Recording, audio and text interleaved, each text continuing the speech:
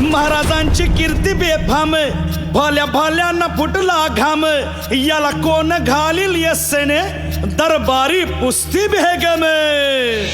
बडी बेगम म्हणजे अली आदिल शहाची आई बर का. नजर येत तिच्या अंगार, दरबार झाला गपगार, कुणी घेईना पुढाकार, साऱ्यांनीच मानली हार. इतक्यात अचानक एक सरदार उठला, बोलला, हम लाएंगे शिवाजी को. आणि त्यानं विडा उचलला. नवतेच अफजल खाने, या नवतेच अफजल खाने, जिता जागता जणू सहिताने. कान बोलला छाती ठोकून, शिवबाला टाकतो चिरडून. मरहबा, सुभानअल्लाह. कौतिक झालं दरबारात, खान निघाला मोठ्या गुरमीत.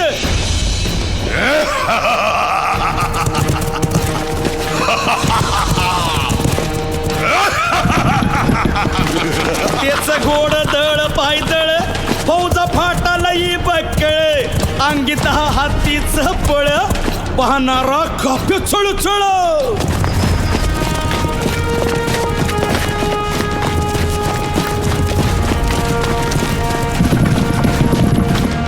वाटेत भेटेल त्याला चिरडीत ठेचीत खानाची सेना निघाली. गावं लुटली, देवळं उद्ध्वस्त केली, आया बहिणींची आबरू लुटली. कोण कोण रोखणार हे वादळ.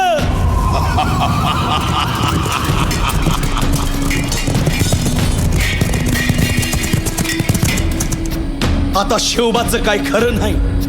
इकडं निजाम, तिकडं मोगल, पलीकडं इंग्रज. जो तो हेच बोलू लागला. Did you see the size of Afzal Khan's army? Yeah, sad.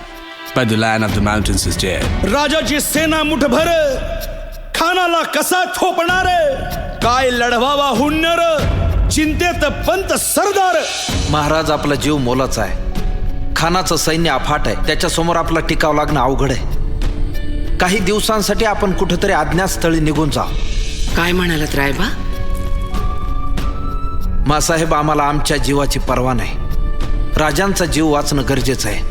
Raiba, Shivba केवळ आमचा पुत्र नाही, तर अवघ्या मराठी जनांचा स्वाभिमान आहे. या मातेने आपला पुत्र गमावला तरी 72, परंतु भ्याडपणे पळून जाऊन या मराठी मुलखाचा स्वाभिमान गमावता कामा नये. अशा वाघिणीचा त्यो छावा.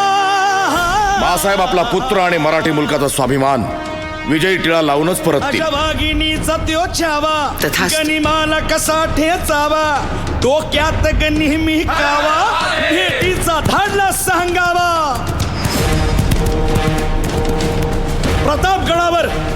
प्रतापगडावर आमने सामने भेटीचा सांगावा खानानं हसत हसत कबूल केला. दिवस ठरला आणि ठरल्याप्रमाणे प्रतापगडच्या पायथ्याशी खान.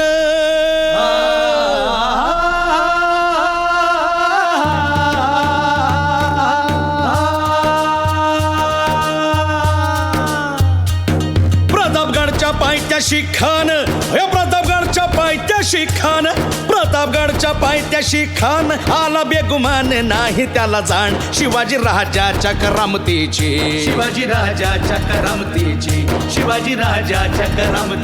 अन त्यासी नाही जाणीव शक्तीची, अन करील काही कल्पना युक्तीची.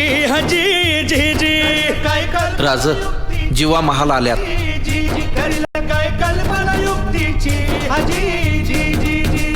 या जीवा काय म्हणतोय खान? महाराज, खानाला तर खात्री पटली की आपण घाबरलात. छान.